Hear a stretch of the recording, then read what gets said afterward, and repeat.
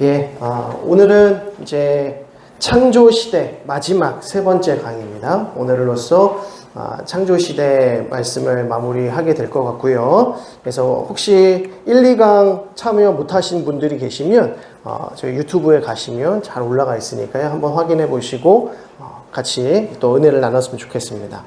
오늘 간단하게 지난 시간들 거 잠깐 복습하고 바로 본론으로 들어가겠습니다. 중요한 것은 저희가 그 12시대, 12시대를 암기하셔야 된다. 이게 하셔야 된다 했습니다. 제일 먼저는 창조시대. 오늘 간단하게 하겠습니다. 창조시대. 그 다음 시대는요, 족장시대. 그 다음은요, 노예시대. 출애굽기죠. 그 다음은요, 계명시대. 이스라엘을 다시 제거하라는 시대. 이렇게 12가지의 시대라고 했습니다. 그래서 저희가 지금 창조시대 다루고 있어요. 여기까지 언제 갈지도 모르겠어요. 신약도 빨리 배워야 되는데. 자, 일단 저희가 창조시대라고 해서 창세기 1장에서 11장을 다루고 있고요. 창세기 1장에서 11장까지는 기간이 가장 긴 기간이라고 했습니다. 그래서 2000년 이상의 기간이 들어가게 되는 것이죠. 이 창조시대, 이 창세기 1장에서 11장까지가 인간이 어떤 존재인지를 가장 분명하게 제시해주는 그런 내용들이 담겨있기 때문에 그렇습니다. 왜 그러냐면 제가 저번에도 말씀드렸지만 이 창세기, 출애굽기, 레위기, 민수기, 신명기, 모세 율법, 모세가 지은 이 책이 5권의 책이 언제 지었다고 말씀드렸습니까? 시내산 이후에 광야 생활을 거쳐서 그리고 신명기에 이르기까지. 그러니까 여기까지가 지금 벌써 모세 오경이잖아요. 내용이 엄청나게 방대하다는 것이죠. 그런데 이 창조시대의 이야기를 지금 출애굽한 이스라엘 백성들, 노예시대의 애굽에서 이집트에서 430년간 노예 생활했던 이스라엘 백성들이 출애굽한 이후에 그들을 시내산 광야에서 예배하게 하시고 그들에게 계명을 주시고 율법을 주시고 제사의 제도를 주시면서 하나님을 어떻게 예배할 것인가, 그러면서 하나님이 어떠한 분이신가를 계시하시는 장면들인 거예요. 그래서 모세를 통해서 하나님이 누구이신지를 이스라엘 백성들에게 비로소 계시하시죠. 왜 그것이 필요했을까요? 그 이전까지는 성경이 전무했기 때문에 그렇습니다. 그럼 그 이전의 시대는 어떻게 하나님을 믿고 신뢰하면서 살아가야 했을까요? 아버지가 그 자녀들에게, 또 어머니가 그 자녀들에게 하나님에 대해서 전수해줘야 되는 거죠. 믿음을 전수해줘야 되는 거예요. 기록된 책도 없는 상황 속에서 부모의 신앙이 우리 자녀들에게 전수되기 위해서는 부모가 어떻게 하나님을 예배하는지, 어떻게 하나님의 뜻 가운데 살아가야 될지에 대해서 가르쳐야 했다는 것이죠. 그런데 하나님을 알지 못하고 하나님을 가르치지 못하면 바로 그 다음 세대부터 문제가 생기는 것입니다. 그 다음 세대부터는 금방 하나님이 누구신지 알 수 없는 세대가 되어버린다는 것이죠. 출애굽기 이집트에서 430년간 노예 생활을 했던 이스라엘 백성들이 출애굽한 이후에 하나님을 전혀 알지 못했어요. 430년간 노예 생활하고 있을 때 하나님이 누구신지 전혀 알지 못했다고요. 그때 하나님께서 모세에게 나타나셔서 하나님이 누구이신지를 밝혀주시잖아요. 나는 스스로 있는 자다. 하나님이 누구이신지를 밝혀주신다고요. 그때 모세가 하나님이 누구이신지를 깨달으면서 또 10가지의 재앙과 수많은 이적들을 통해서 하나님이 승리하신 하나님, 이스라엘의 하나님, 우리를 구원하시는 하나님이라는 것을 증명하시잖아요. 그러면서 모세의 율법을 기록하게 하신다는 거죠.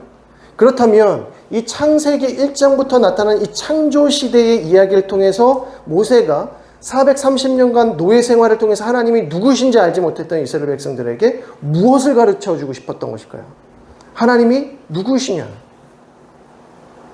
노예 생활을 이집트에서 430년간 하고 있었다는 것은 수많은 우상을 섬기고 있었다는 말입니다. 그때 고대 사회는 무조건 자연이 신인 사회 아닙니까? 모든 것들이 신이에요. 그래서 10가지 재앙을 통해서 나타내신 게 무엇이냐면 재앙이 하나의 신들이었죠. 개구리 신, 메뚜기 신, 흑암의 신, 이 모든 것들이 신입니다. 근데 하나님께서 그 10가지 재앙을 통해서 누구만 치세요? 애굽인들만 치시잖아요. 이스라엘 백성들은 보호하시고 애굽인들만 치신다고요. 너희들이 섬기는 신에게 너희들이 공격당하는 거죠. 너희들이 섬기는 신에게 장자가 죽어나고 생명들이 죽어나고 애굽인들이 다 죽어나가는 거죠. 근데 하나님을 섬기는 백성들은 하나님이 보호하시는 것을 보게 하신단 말이죠. 그러니까 하나님이 누구이신가를 이 창조기 기사를 통해서 하나님이 천지를 창조하셨다는 거죠. 온 우주 만물을 지으셨을 뿐만 아니라 짐승들과 새와 물고기와 식물들, 너희들이 섬기는 모든 우상들을 하나님이 지으셨다는 거예요. 하나님은 그 모든 것들의 하나님이시라는 거죠. 그러니까 이 430년간 노예 생활에 찌들어 있던 백성들이, 수많은 우상들을 섬기고 있었던 이스라엘 백성들이 하나님이 유일하신 하나님이시고 오직 한 분이신 하나님, 참신이신 하나님, 하나뿐이신 하나님을 배워간단 말입니다. 그리고 특별히 하나님께서 모세를 통해서 모세의 율법을 주시면서 성경을 받기 시작하면서 그 성경을 가지고 하나님이 누구이신지를 배워가게 하신단 말이에요. 그러니까 성경이 얼마나 귀한 말씀인지 모릅니다. 우리는 이 성경을 떠나서는 하나님을 알 수 없습니다. 그런데 이 창조시대, 족장시대 이 이후에 이 성경이 기록되지 않은 시대에 하나님을 우리의 자녀들에게 전수해 준다는 것이 얼마나 어려운 일이었을까. 그러니까 삶으로 살아내지 않으면 자녀들에게 하나님을 드러낼 수가 없었던 시대였다는 것입니다. 그런데 지금도 마찬가지죠.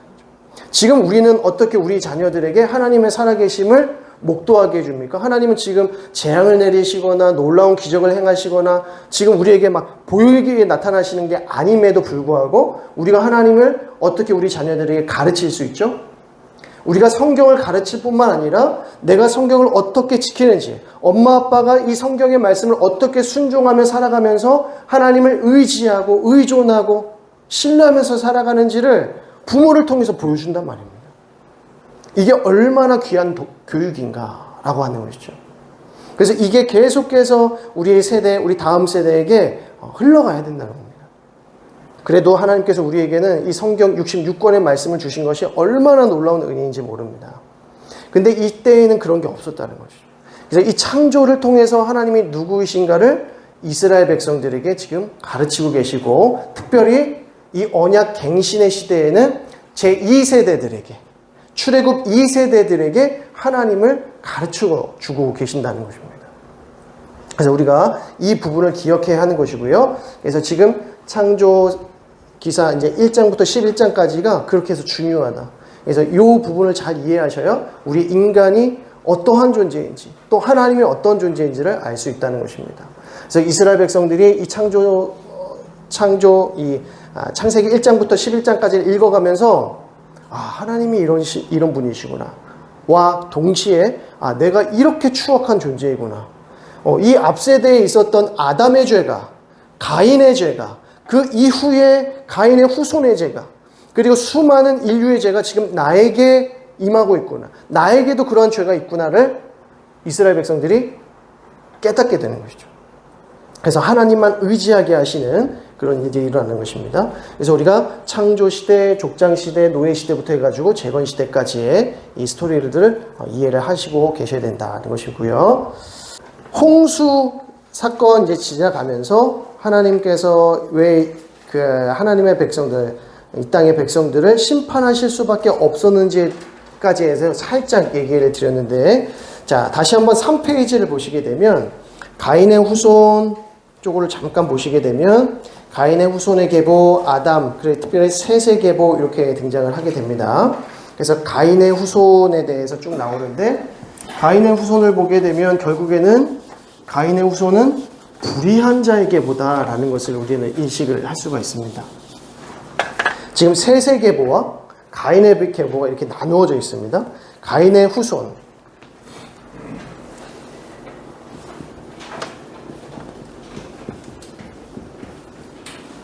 가인의 족보는 결국 불의한 자, 불의한 자들의 족보를 보여주는 것이죠. 불의한 자들의 족보를 보여주고 있고요.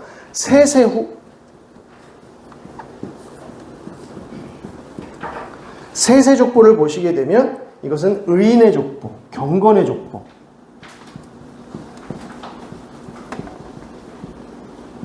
경건한 자들의 족보를 보여주고 있는 것입니다. 자, 특별히 이 셋의 족보를 보면 누구로부터 시작되고 있냐면 아담에게서 시작돼서요. 셋, 그 다음에 누가 있죠? 에노스가 등장하는데 에노스 4장 26절 한번 보실까요? 4장 26절 우리 같이 읽어보도록 하겠습니다. 4장 26절 말씀 같이 읽습니다. 시작. 셋도 아들을 낳고 이름을 에노스라 했으며 그때 사람들이 이로써 여호와 이름을 불렀더라. 네, 에노스 시대에 어떤 일이 일어납니까? 여호와 이름을 비로소 불렀더라 이렇게 나옵니다. 가인의 후손에게선 찾아볼 수 없었던 여호와 하나님을 찾는 이 믿음의 행위가 에노스 시대, 셋 이후에 바로 여호와 이름을 부르는 장면이 등장하면서 아, 의인의 족보구나 라는 것을 알게 되는 것이죠. 그리고 쭉 내려가서 누가 나옵니까? 에녹이 나옵니다. 에녹은 하나님과 동행함으로 하나님께서 그를 데려가셨다라고 합니다. 큰 축복을 받은 사람임을 보여주는 것이죠. 그래서 하나님께서 특별히 사랑하셨던 에녹, 의인으로서의 모습을 보여주는 것입니다. 그리고 나서 쭉 나가면 결국 누구에게 이르냐면 노아는 당대의 의인이었더라 이렇게 말합니다. 당대의 의인이었다. 결국 이 족보는 의인의 족보를 보여주는 것이죠. 의인의 족보를 보여줍니다. 그래서 이 의인의 족보라고 할 때 이것은 이제 6장 초반부에 보시면 하나님의 아들들과 그리고 세상의 딸들이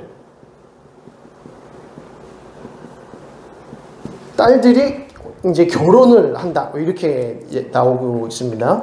하나님의 아들들이라고 하는 것은 경건해요. 영적인 존재들, 하나님을 신앙하는 자들이요. 그리고요, 그 가인의 후손은 불의한 자의 족보로서 사람의 딸들이라고 이제 표현이 되어지는 것이죠. 그래서 6장 1절을 보시게 되면 사람이 땅 위에 번성하기 시작할 때에 그들에게서 딸들이 나니 하나님의 아들들이 사람의 딸들의 아름다움을 보고 자기들이 좋아하는 모든 여자를 아내로 삼은지라. 자기가 좋아하는 모든 여자를 아내로 삼았다. 그러니까 굉장히 정욕이고 육체적으로 판단하기 시작했다는 것을 보여줍니다. 그러니까 이제 하나님의 아들들, 경건했던 사람들과 불의한 사람들이 이제는 뭐 분별력 없이 함께 결혼하고 통혼하는 일들이 일어나면서 뭐가 무너지겠어요, 결국에? 경건한 자와 불경건한 자가, 불의한 자가 결혼을 하면 이게 어떻게 되냐면 이게 부정해지는 거죠. 깨끗한 것과 부정한 것이 합쳐지면 부정해지는 것입니다. 깨끗한 물에 조금이라도 오염된 물이 한 방울이라도 떨어지면 어떻게 될까요? 못 먹죠. 마실 수 없습니다. 오염되기 때문입니다. 마찬가지로 경건한 자와 불의한 자가 만나게 되면 불의하게 된다라는 것을 하나님께서 계속해서 보여주고 계세요. 그래서 이제 나중에 이스라엘 백성들에게 가나안 땅에 들어가거든 너희가 이방 민족과 절대 뭐 하지 마라? 통혼하지 말고 교류하지 말고 결혼하지 마라. 왜 그랬습니까? 거룩함 때문이죠. 하나님의 백성들로서의 거룩함을 지키기 위해서는 이방 민족들과 통혼하지 말라. 이방 민족과 통혼할 경우에는 어떤 일이 벌어지기 때문입니까? 불의한 일이 벌어지는데 우상을 섬기게 되는 것이죠. 이방 민족을 섬기게 되는 죄를 벌받을까봐 이스라엘 백성들에겐 절대 통혼하지 마라 이렇게 말씀하시는 거예요. 그리고 이 거룩함이라고 하는 것은 결국 무엇인가? 구별이죠. 구별됨. 거룩함은 다른 것이 아닙니다. 구별됨. 그럼 무엇으로부터 구별됨? 세상으로부터 구별되는 것이 거룩함이다라는 것입니다. 우리가 이 세상을 본받지 말고 세상의 풍조를 따르지 말고 오직 하나님의 뜻대로 하나님을 닮아가는 삶, 하나님을 쫓아가는 삶, 예수 그리스도를 쫓아가는 삶, 그래서 하나님의 형상을 드러내는 삶을 통해서 구별되더라. 이것이 거룩함이라는 것입니다. 그래서 우리가 왜 악의 모양이라도 버려야 되는가? 이게 다 우상이었기 때문에 그렇습니다. 이것이 우리를 불의하게 만들기 때문에 한 방울의 그 오염된 물 한 방울이 우리를 불의하게 만든다는 것이죠. 우리를 부패하게 만든다는 것이죠. 자, 그래서 이제 아담의 족보를 통해서 이제 노아까지 흘러가다가 노아에서부터 이제 또 그 다음에 누구로 이어질까요? 셈으로 이어집니다. 셈. 그 다음에 결국 누구 얘기예요, 이거? 창세기. 자, 창세기 1장에서 11장까지는 창조 시대, 족장 시대로 이제 넘어와야 됩니다. 창세기 12장에. 그럼 누가 등장해야 될까요? 아브라함이 이제 등장해야 됩니다. 아브라함의 족보를 보여주는 겁니다, 결국에. 창세기 1장에서부터 11장까지의 내용은 결국 이거죠. 창세기 1장부터 시작된 스토리가 창세기 12장에서 아브라함 족보로 나타납니다. 그래서 족보가 왜 중요한가 보시면 다 의인의 족보를 보여주는 겁니다. 의인의 족보. 셈. 오늘은 노아, 셈, 아브라함 전까지 이제 보게 되는 건데요. 결국에는 사건 중심으로 흘러가는 듯 보이지만 결국에는 무엇을 중심으로 하느냐면 하나님의 백성들, 하나님의 자녀들, 하나님의 아들들, 하나님의 족보, 하나님의 백성들의 족보를 보여주는 것입니다. 그래서 아브라함을 왜 택했냐라고 했을 때 하나님께서 벌써 계획하신 것들이 있는 것이죠. 아담의 계보를 통해서 특별히 의인인 셋의 계보를 통해서 쭉 아브라함까지 이어오신다는 겁니다. 그래서 이런 부분들을 이해하시고 이제 창세기 1장에서부터 11장까지 보시고 그 다음에 12장으로 넘어가셔야 됩니다. 그래서 이거 이해하면 창세기 1장부터 11장의 내용을 이해하지 못하시면 12장부터의 내용도 이해가 안 되시는 거예요. 인간은 죄를 지었습니다. 아담과 하와가 죄를 지었습니다. 그래서 하나님께서 어떻게 하시죠? 에덴 동산에서부터 쫓아내십니다. 저주하시고 쫓아내셨습니다. 아담에게도 저주하시고 그리고 하와에게도 저주하시고 뱀에게도 저주하시면서 쫓아내셨어요. 그게 뭐냐? 심판이죠. 자, 하나님께서는 아담과 하와를 심판하시고 저주하신 일로 끝내셨는가?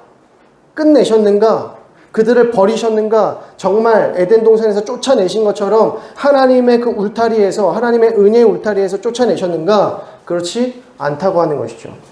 아담과 하와가 죄를 지었습니다. 그리고 심판, 저주를 받았습니다.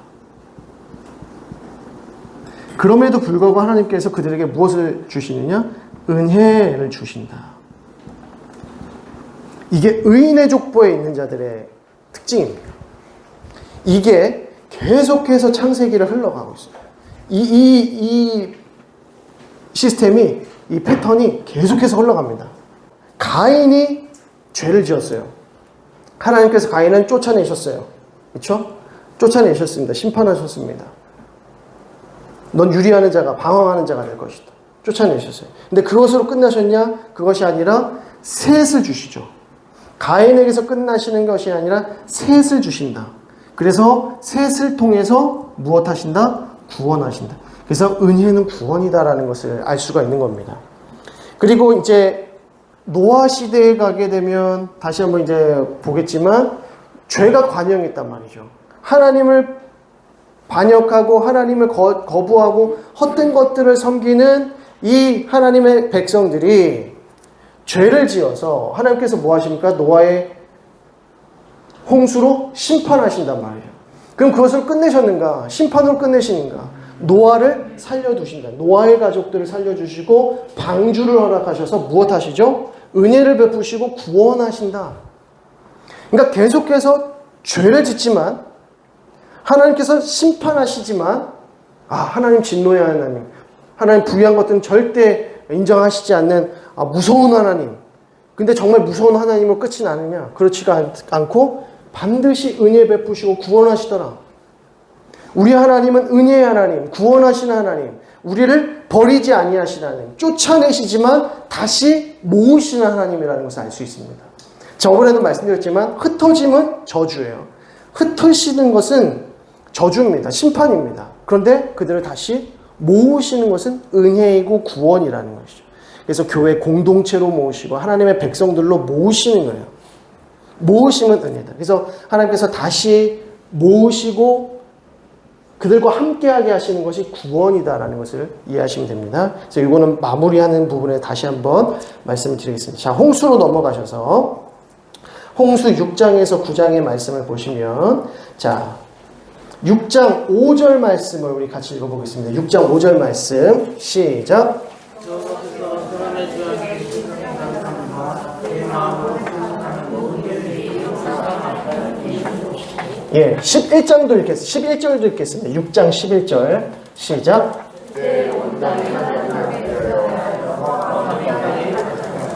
13절 읽겠습니다.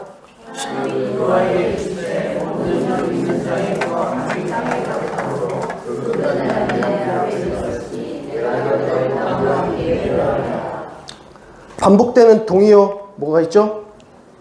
뭐가 가득하니라? 죄, 포악이 가득하니라. 가득하니라. 가득이 뭐라고 말씀드리면 이렇게 요게. 그래서 한 방울만 넣으면 바로 넘치는 거. 이게 가득이라고 했습니다. 그래서 가득 찼다는 거죠. 풀. 더 이상 넣을 공간이 없는 거예요. 풀을 찼다. 가득 찼다. 이게 지금 3번이나 반복되고 있습니다. 그 짧은. 이거를 이제 개역 한글에서는 관영했다. 죄가 관영했다. 이렇게 표현합니다. 꽉 찼다. 가득했다. 라고 하는 것이죠. 하나님의 백성들, 그러니까 노아의 홍수 사건을 통해서 심판을 받아야 했던 죄인들이 왜 심판을 받아야만 했는가? 하나님의 저주를 왜 피하지 못했는가? 결국 그들의 죄가 가득 찼기 때문입니다. 그럼 이 죄가 가득 찼다는 것은 무엇인가? 가득 찼다는 것은 무엇인가? 하나님을 더 이상 찾지 않는다는 것을 의미합니다. 하나님을 모르는 상태. 그래서 6장 5절 말씀을 다시 한번 보시면 여호와께서 사람의 죄악이 세상에 가득함과 그의 마음으로 생각하는 모든 계획이 뭐하다? 항상 악하다. 항상 악하다.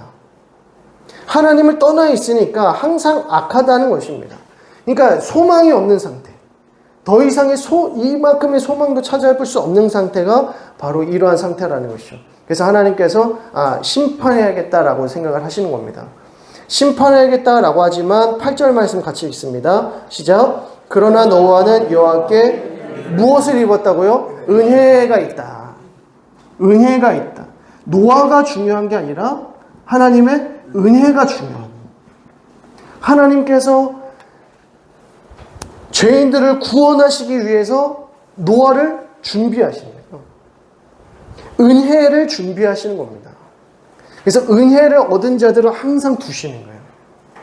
모든 공동체 가운데 아무리 소망 없다고 해도, 우리 이 한국 사회가 아무리 소망이 없다고 해도 하나님께서 그곳에 무엇을 두신다고요? 은혜를 주신다.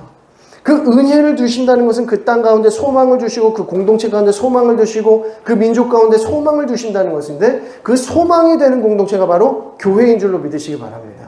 그러니까 하나님을 어떻게 섬기는지 아는 자들, 하나님이 누구인지 아는 자들, 하나님께서 그들을 통해서 은혜를 베푸신다. 백성들에게. 너무나 중요한 말씀인 거죠.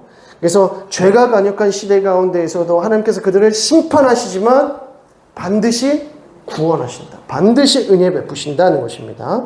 자, 앞서 말씀드린 대로 이 시대에는 경건한 사람들과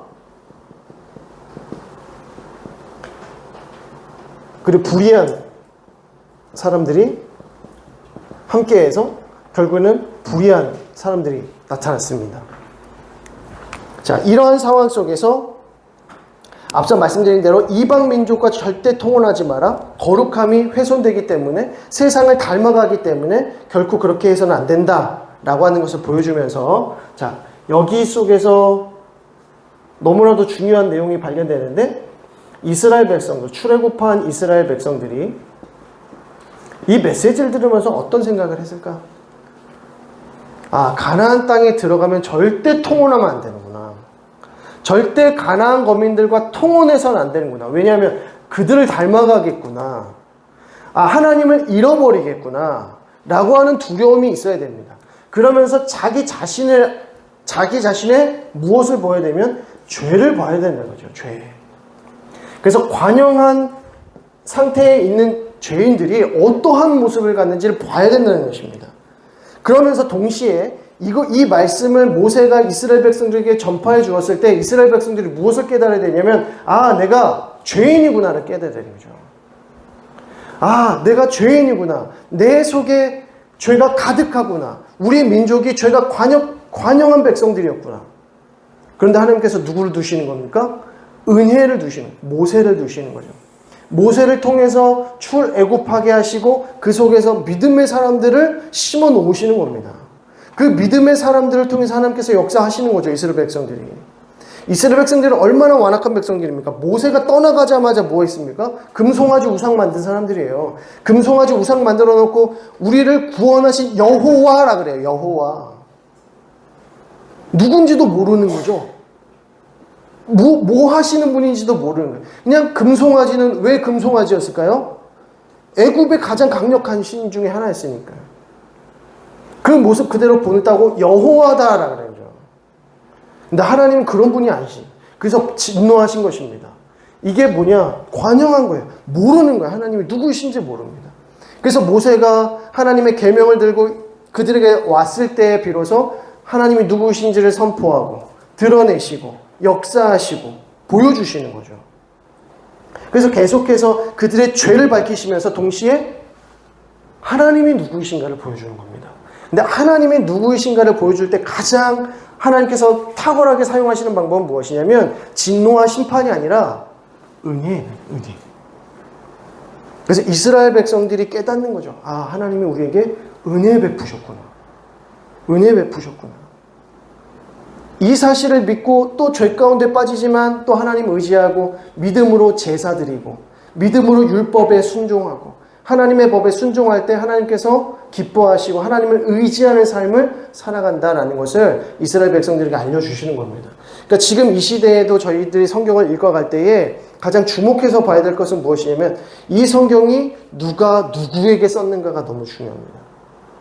이 성경이 누가 누구에게 썼는지 모르는 상황에서 그냥 이 본문들만 보게 되면 정확한 그 메시지를 찾기가 어렵습니다. 그래서 이것을 배경, 그 당시의 정황, 배경이라고 얘기하는데 이 문맥적인 상황을 우리가 이해해야 본문을 정확하게 들여다볼 수가 있다는 것이죠. 430년간 애굽살이 했던 이스라엘 백성들, 하나님이 누구신지 전무한 지식을 가지고 있었던 이스라엘 백성들에게 하나님께서 노아 시대에 관영했던 죄인들을 보게 하시는데 이걸 읽으니까 이스라엘 백성들이 마음에 찔림이 오고 죄책이 오고 마음에 심한 상심이 오더라는 것이죠. 내가 이러한 죄인이구나. 우리가 심판받아 마땅할 백성들인데 하나님께서 우리를 구원하시구나. 그것을 이스라엘 백성들에게, 갈렙에게, 여호수아에게, 여러 믿음의 백성들에게 주신다는 것입니다. 그렇게 해서 하나님의 백성들을 이끌어 가시더라는 것이죠. 자, 이렇게 보시게 되면 이제 어느 정도 이제 정리가 될 거고요. 그리고 이제 홍수 그림 보시게 되면 홍수의 그림을 보시면 자, 히브리력으로 2월 11일에 방주로 들어갑니다. 그리고 일주일 후인 2월 17일에 40일간 비가 시작됩니다. 40주야로 비가 내리기 시작하면서 그 밑에 보면 150일간 물만 보이는 상태. 150일간 물만 보였다. 물만 보였다. 이게 어떤 상태일까요? 아무것도 나타나지 아니하고 물만 보였다. 그리고 40일간 비만 내렸다. 지금 저희가 비만 내려도 이렇게 일단 구름이 끼지 않습니까? 막 번개치고 천둥치고 이러면 막 정신을 못 차립니다.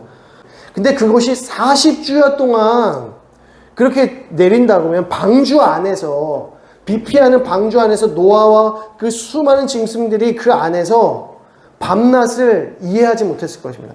지금이 밤인지 낮인지 깨닫지 못했을 것입니다. 계속 빗소리만 들리고 계속 붕붕 떠다니니까 속이 막 뒤집어질 거였고 난리가 났을 거라는 것이죠. 그게 뭐 어떤 상태냐라고 했을 때 다시 혼돈과 공허의 상태. 이거 어디서 많이 보셨죠? 창조기 사태, 그렇죠?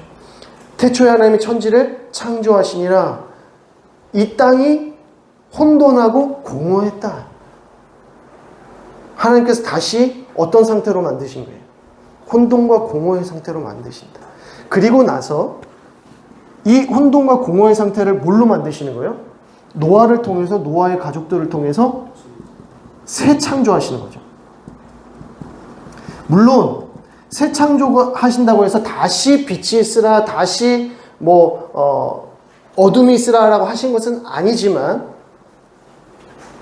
이 노아의 방주를 통해서 모든 짐승들, 모든 부분들을 다시 새롭게 회복하시더라는 것입니다. 새롭게 회복하신다. 또 어떤 사건이 일어나요? 갑자기 바벨탑 사건이 딱 일어나는 거죠. 이게 핵심입니다. 새 창조하셨지만 그 안에 뭐가 있어요? 죄가 있어요. 이 죄의 문제가 해결되지 않으면 하나님께서 심판을 통해서 새롭게 하시고 새 창조의 역사들을 일으켜 드신다고 해도 또 죄를 짓는 가운데 나간다는 것입니다. 그러니까 사실상 노아를 통해서 이루신 이 새 창조는 불완전한 새 창조죠.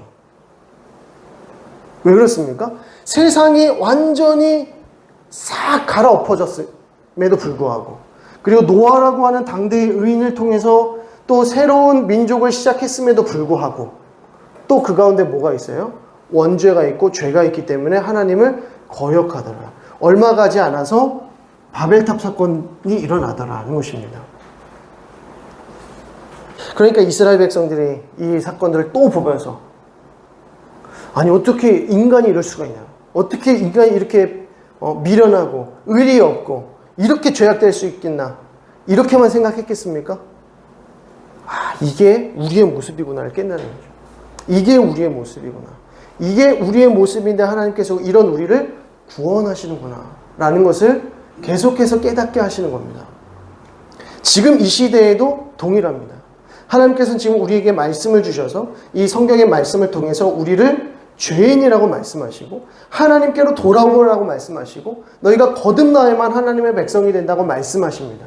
그래서 우리가 하나님께로 돌아와서 참회하고 하나님의 그 은혜 가운데 동참했을 때에 또 기쁨이 있고 구원의 역사가 일어나지만 또 쓰러지고 넘어진다고 할지라도 하나님께서 지금도 우리를 계속해서 은혜로 붙드신다라는 것을 발견하는 거죠. 그래도 우리가 이때 이스라엘 백성들과 완전히 다른 것은 하나님의 말씀이 있다는 것입니다. 하나님의 말씀이 얼마나 귀한가. 우리가 그냥 우리의 이 말과 우리의 어떤 경험과 습관을 통해서 우리 자녀들에게 하나님을 전달하라 그러면 저와 여러분도 자신 없잖아요. 그러니까 얼마나 큰 은혜인지 모릅니다. 자, 그렇게 해서 노아 홍수 이제 150일간 이 혼돈과 공허의 상태에 있었다가요, 아라랏산 꼭대기가 발견되고 그 꼭대기가 이제 발견된 이후에 이제 산 봉우리들이 이제 서서히 드러나기 시작을 한 겁니다. 그때에 이제 까마귀를 보내고 그 다음에 비둘기 보내고 이렇게 되죠. 비둘기를 2번 보냅니다. 그랬더니 두 번째 비둘기가 뭘 가지고 날라왔습니까? 이 잎사귀 하나를 다 물고 오는 거죠. 잎사귀가 있다는 것은 이제 식물이 나고 있구나를 보게 하시는 겁니다. 식물이 나게 하신 이후에 이제 드디어 300일이 지난 1월 1일 날 땅이 말고 이제 노아와 모든 짐승들이 땅을 밟게 되는 것입니다. 자, 그러면서 하나님께서 이제 노아에게 약속을 주시는데 어떠한 약속인가? 자, 9장을 보시게 되면 1절에 하나님이 노아와 그 아들들에게 복을 주시며 그들에게 이르시되 생육하고 번성하여 땅에 충만하라. 2절 땅의 모든 짐승과 공중의 모든 새와 땅에 기는 모든 것과 바다의 모든 물고기가 너희를 두려워하며 너희를 무서워하리니 이것들은 너희의 손에 붙였음이니라. 모든 산동물은 너희의 먹을 것이 될지라 채소같이 내가 이것을 다 너희에게 주노라. 자, 이거 어디서 많이 본 어떤 명령인 것 같은데 누구에게 주신 명령하고 굉장히 유사합니까? 아담과 하와에게 주신 것, 특별히 아담에게 주신 그 명령과 굉장히 유사합니다. 생육하고 번성하여 땅에 충만하라. 모든 것을 무엇하라? 다스리라 그랬어요. 근데 여기서는 다스리라는 표현은 없고 어떤 표현이 있습니까? 그것들이 너희를 두려워할 것이다. 그리고 산 동물을 너희가 이제 먹을 것이다. 채소를 먹을 것이다 라고 말합니다. 다스림이라고 하는 표현이 사라지고 먹을 수 있다 이렇게 나옵니다. 먹을 수 있다. 그리고 4절에 보시면 그러나 고기를 그 생명되는 핏째 먹지 말 것이니라. 내가 반드시 너희의 피 곧 너희의 생명의 피를 찾으리니 짐승이면 그 짐승에게서, 사람이나 사람의 형제면 그에게서 그의 생명을 찾으리라. 다른 사람의 피를 흘리면 그 사람의 피도 흘릴 것이니 이는 하나님이 자기 형상대로 사람을 지으셨음이니라 라고 합니다. 모든 것을 너희가 먹어도 되지만 뭐는 먹으면 안 된다? 피는 먹으면 안 된다. 피는 안 된다. 피는 왜 먹으면 안 될까요? 피는 생명이기 때문에 먹으면 안 된다 이렇게 말씀하십니다. 그러니까 여기서 말하는 이 생명이라고 하는 것은 단순히 고기를 말하는 것이 아니라는 거죠. 고기를 말하는 것이 아니라 하나님께서 만드신 그 생명 그 자체에 대한 부분을 이야기하는 겁니다. 그래서 피는 먹지 말라.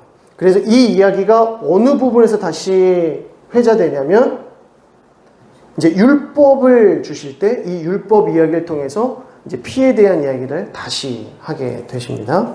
그래서 그런 부분들을 하나님께서 이제 노아에게도 노아의 가족들에게도 명령을 주십니다. 그들에게 대위임령과 굉장히 비슷한 부분들을 주시는데 그것은 맨 마지막 부분은 좀 다르다. 다스리다라는 말이 아니라 먹어도 된다. 취해도 된다라고 하는 것입니다.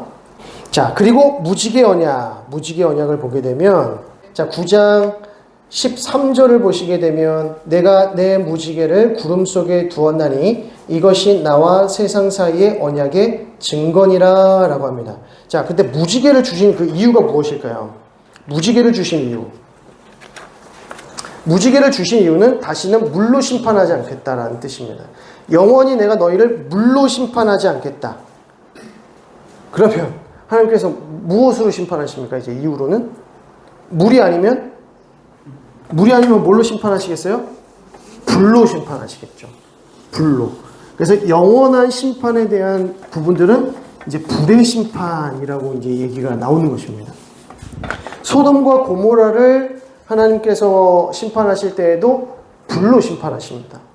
그러니까 그 이후로 이 소돔과 고모라 성이 무너뜨려지는 것을 보면서 하나님께서 이러한 형태로 영원한 심판을 하시겠구나라는 것을 우리가 이미지를 가질 수가 있다고 하는 것이죠. 그래서 하나님께서 이제는 물로 심판하시지 아니하고 반드시 물로 이런 일들이 반복되어지지 않도록 하실 거다라고 하는 것을 보여주는 것입니다.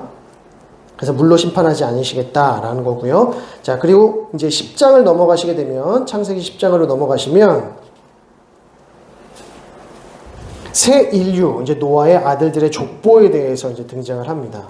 노아의 족보를 쭉 나오는데 제일 먼저 야벳의 후손에 대해서 먼저 등장을 하죠. 그래서 그 밑에 표 14번을 보시면 노아의 후손이라고 해서 노아의 후손 보이시죠? 표. 거기서 이제 색깔이 있으신 분들은 색깔로 표시하면 좋을 거예요. 세 가지 색깔이 필요합니다. 만약에 세 가지 색깔이 없으시면 동그라미, 네모, 별표 이런 식으로 체크를 하셔요. 자, 먼저 셈부터 하겠습니다. 셈을 보시면 셈을 동그라미 치세요. 셈을 동그라미 치시고 그 위에 아람이 있습니다.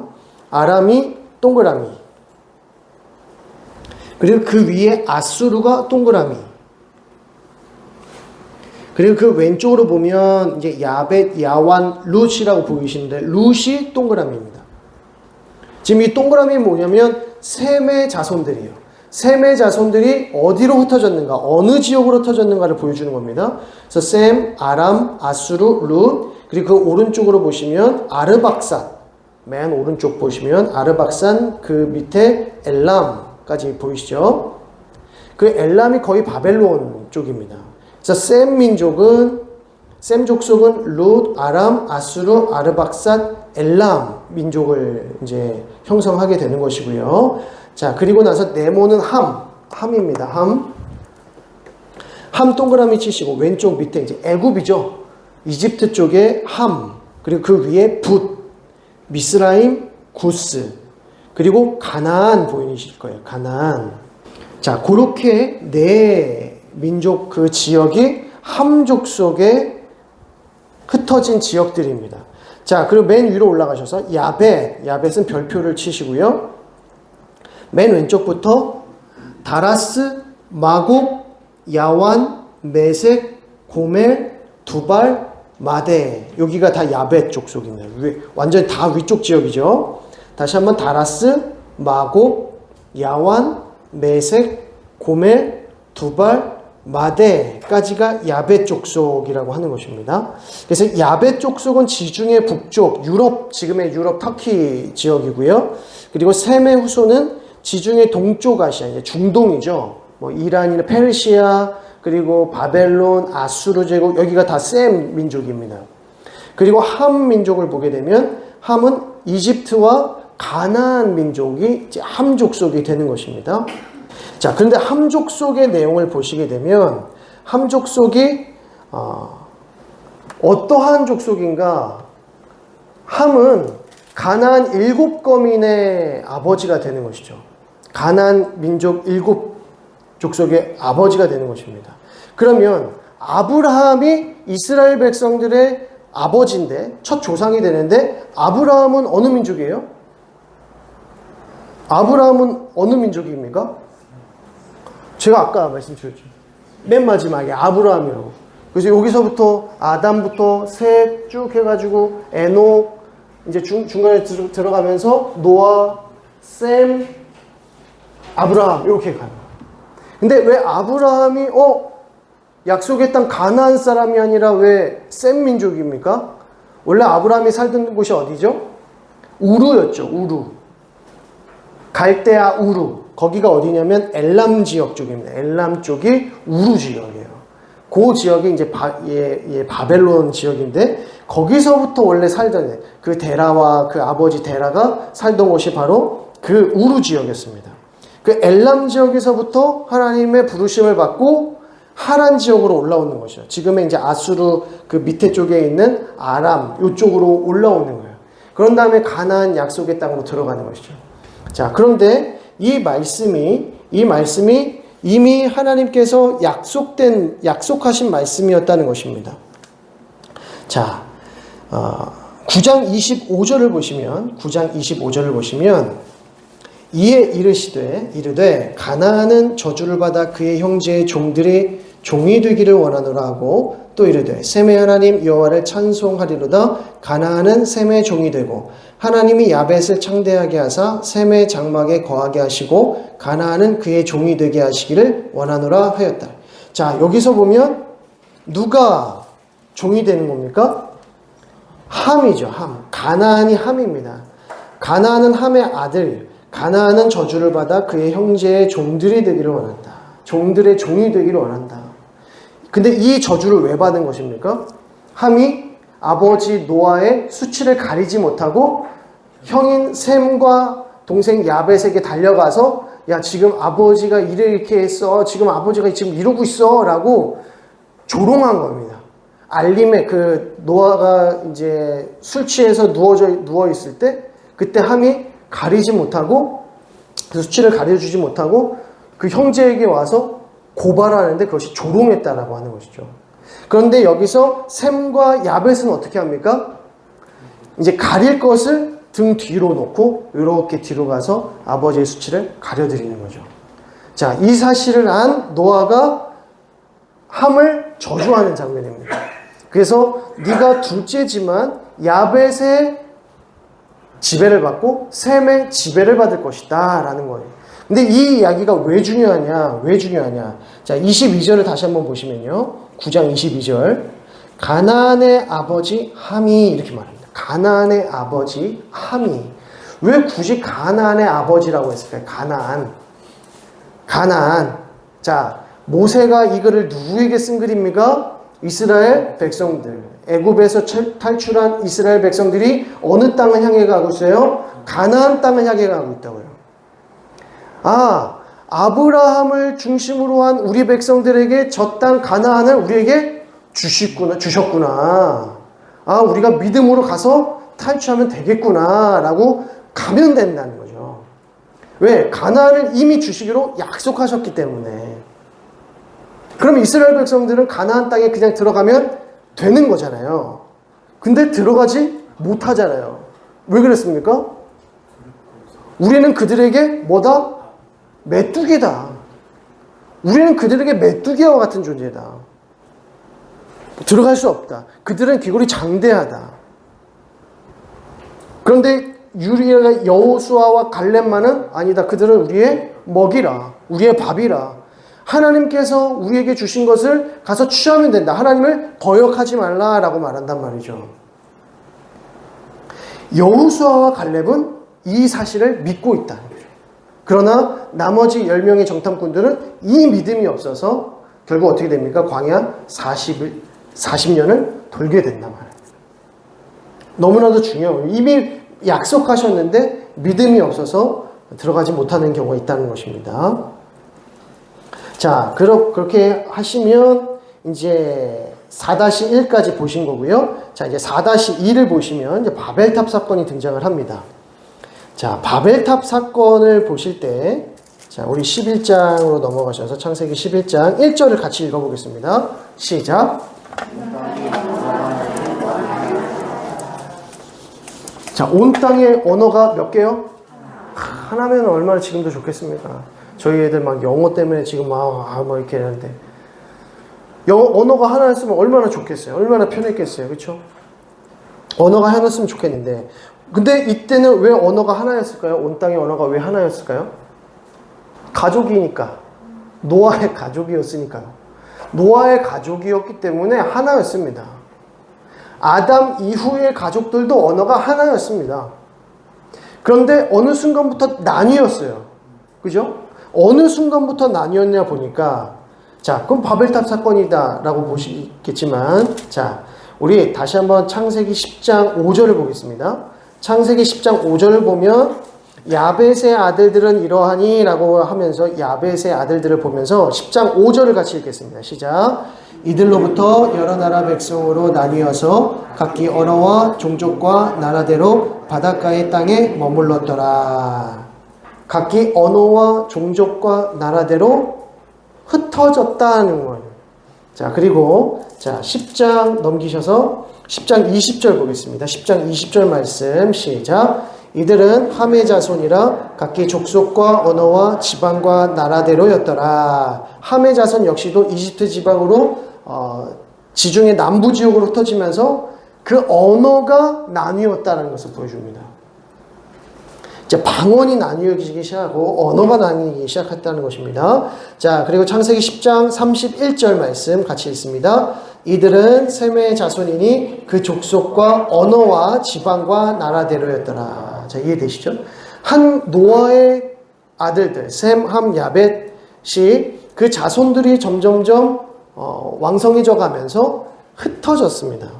흩어지면서 어떻게 흩어졌냐? 한쪽은 야벳은 저쪽 북부 유럽 쪽으로 흩어지고, 그리고 셈 민족은 중동 지역으로, 그리고 함은 이집트 지역으로 흩어지면서 언어까지 나뉘었다는 것입니다. 언어까지.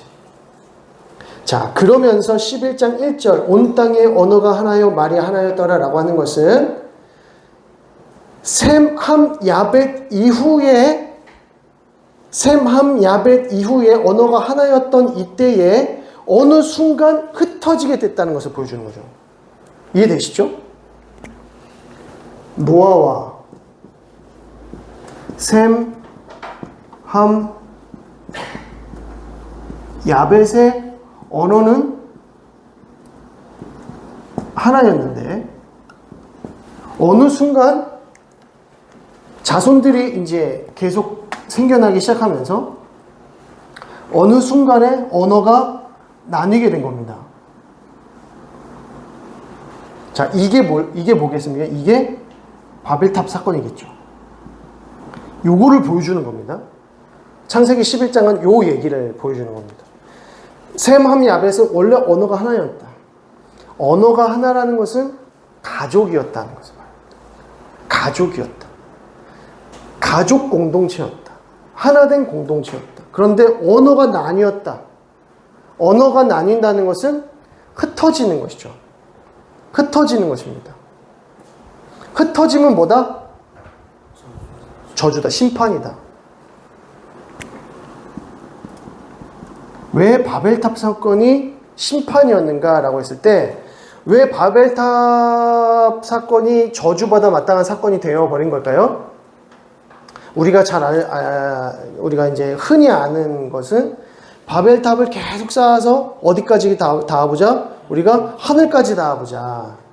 하늘까지 탑을 딱 쌓을 수 있는 그런 기술력이 있었을까부터 생각해가지고 별의별 생각을 다 우리가 할 수 있게 되는데, 자, 이들이 바벨탑을 쌓아서 하늘 꼭대기에 닿자라고 하는 것이 하나님께 왜 죄악이 되었는가?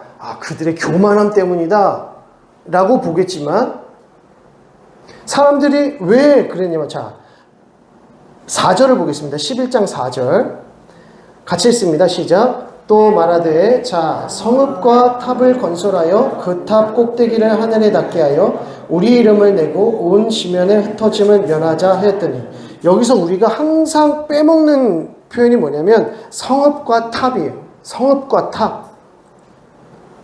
자, 8절 보겠습니다. 여호와께서 거기서 그들을 온 지면에 흩으셨으므로 그들이 그 도시를 건설하기를 그쳤더라. 여기서 중요한 건 뭐냐면 도시를 건설했다는 것입니다.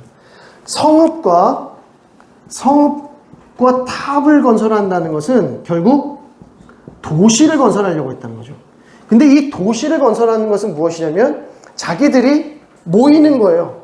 자기들이 모여서 성읍과 탑을 건설해서 도시를 만들어서 우리가 우리를 지키자. 우리가 우리의 이름을 흩어지지 말고 우리가 모이자. 우리가 하나된 공동체로 만들어가자. 라고 하는 것입니다. 여기서 뭐가 문제가 생기는 걸까요? 이 도시를 만들고 공동체를 만드는 것은 하나님을 중심으로 한다는 거죠. 하나님 나라. 공동체는 하나님 나라 하나뿐인데 도시를 건설하자. 누가 빠진 도시? 하나님이 빠진다. 하나님이 필요 없는 도시. 하나님이 없어도 함께 모일 수 있는 도시를 건설하자라는 겁니다. 그냥 탑을 건설해서 꼭대기에 닿았다. 교만함이 있고 하늘을 찌른다. 그리고 흩어짐을 면하자라는 것은 노아의 홍수가 와도 또 홍수가 와도 탑을 높이 쌓으면은 우리가 다 죽지 않지 않겠냐. 어떻게 산보다 더 높이 쌓을 수 있겠습니까, 탑을. 아라라산이라는 곳도 다 꼭대기도 안 보일 정도로 잠겼는데 얼마나 쌓아야 그게 안 무너지겠습니까? 그것이 아니라 도시, 공동체를 우리의 힘으로 만들어보고 그 안에서 우리가 하나님으로부터의 저주를 피하자. 하나님이 없는 공동체를 만들어가자라는 의미인 것입니다. 그래서 하나님께서 치시는 거죠. 심판하시는 거죠. 언어를 흩어버리시는 겁니다. 그래서 흩어지는 거죠. 자기들 언어를 가지고 흩어지는 겁니다. 하나님께서 원하시는 것은 하나님 중심의 공동체. 하나님을 의지하고 하나님을 신앙하는 공동체를 중심으로 하나님께서 공동체를 만들어 가시는 거예요. 자, 교회 공동체가 예수님께서 승천하신 이후에 너희는 성령을 기다려라. 성령이 오시기까지 기도해라. 해서 120명의 성도들을 사실 더 많은 성도들이 있었는데 120명의 성도들이 모여서 한 곳에 모여서 기도하고 있을 때에 오순절 성령 강림 사건이 일어났습니다. 그때 어떤 일이 벌어지죠? 난곳방언으로 방언을 하기 시작해요. 그 공동체에 있었던 120명의 성도들이 갑자기 여러 가지 방언으로 기도도 하고 말씀을 선포하기도 하고 예언을 하기도 하고 이런 일들이 일어나더라는 것입니다. 왜 그랬을까요? 그 하나된 공동체에 성령 하나님이 임하시니까 여러 민족으로 흩어져 있는 자들이 그 한 공동체에 모여 있다는 것을 보여주는 것이죠. 모든 열방에 있는 공동체가 그 작은 공동체 하나에 모여 있다. 하나님이 성령이 임하시니까 그 하나의 공동체가 수많은 민족들이 모일 수 있는 공동체로 변화되더라는 것을 보여주는. 그러니까 바벨탑 사건의 정반대의 모습을 어떤 공동체로 보여주시는 겁니까? 교회 공동체로 보여주는 거죠. 교회 공동체를 통해서 하나님의 나라를 이루시겠다라고 하는 것을 발견하는 것입니다. 바벨탑 사건의 정반대의 사건은 뭐냐면 사도행전의 말씀인 거죠. 성령 강림 사건이 곧 그 메시지를 우리에게 보여주신 겁니다. 오히려 모이잖아요. 한 곳으로 모이잖아요. 여기는 바벨탑 사건이 흩어지게 되지만 왜 저주니까. 근데 하나님께서 은혜 베푸시고 하나님의 은혜는 뭐하게 하신다? 모이게 하신다. 정반대의 사건들이 일어나는 거죠. 모이게 하신다. 한 공동체로. 그게 교회다. 하나님의 나라를 교회를 통해서 이루어 가시는 모습을 보여주시는 거죠. 그래서 교회를 모였다가 그 이후에 어떻게 하신다? 흩어지는 거죠. 근데 이때 흩어지는 것도 목사님 이것도 저주 아닙니까? 하나님의 저주? 아니요. 이 흩어짐은 조금 다른 개념인데 이 사람들이 흩어지고 나니까 흩어지고 뭐예요? 거기서 흩어진 공동체에서 뭐예요? 거기서 모여요. 그 흩어진 공동체에서 모여서 하나님의 이름으로 예배하기 시작하는 거죠. 모여서 하나님의 공동체를 이루었던 자들이 다시 큰 박해를 통해서 흩어지지만 흩어진 공동체 속에서 하나님을 예배하기 시작하더라고요. 이게 열방 가운데로 흩어지니까 모든 열방에 하나님의 나라가 이루어지더라는 거죠. 그래서 지금 우리 경신 공동체까지 오게 된 거죠. 그래서 이 바벨탑 사건이 주는 메시지는 단순한 그냥 꼭대기 높은 빌딩을 세우려고 했던 게 아니라 도시 공동체를 건설해서 우리의 힘으로 하나님의 그 도우심으로부터 자유를 누리자. 그러니까 아담의 죄와 마찬가지라는 것입니다. 아담의 죄와 똑같은 거죠. 그래서 트시는 겁니다. 여기까지 이해를 하시면 이제 우리가 족장 시대로 넘어갈 준비가 된 겁니다.